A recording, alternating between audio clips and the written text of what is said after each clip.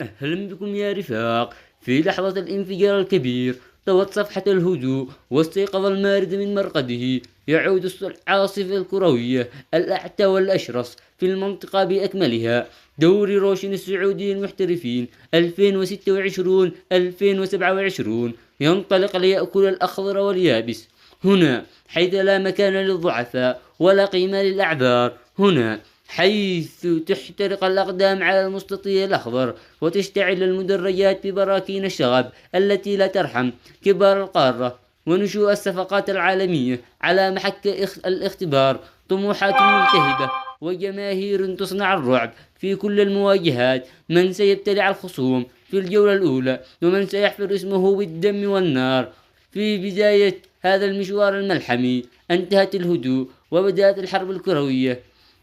في هذا الفيديو سنعرض لكم أهم مباريات الجولة الأولى من الدوري السعودي للمحترفين يوم الخميس 13 من شهر أغسطس الساعة 9 مساء. الشباب القادسية.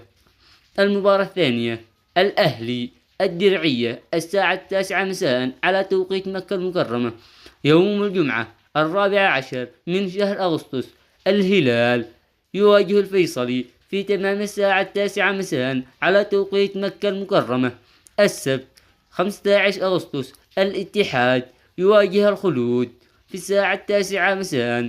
المباراة الثانية ليوم السبت والأخيرة من الجولة الأولى مباراة النصر مع الفتح الساعة 9 مساء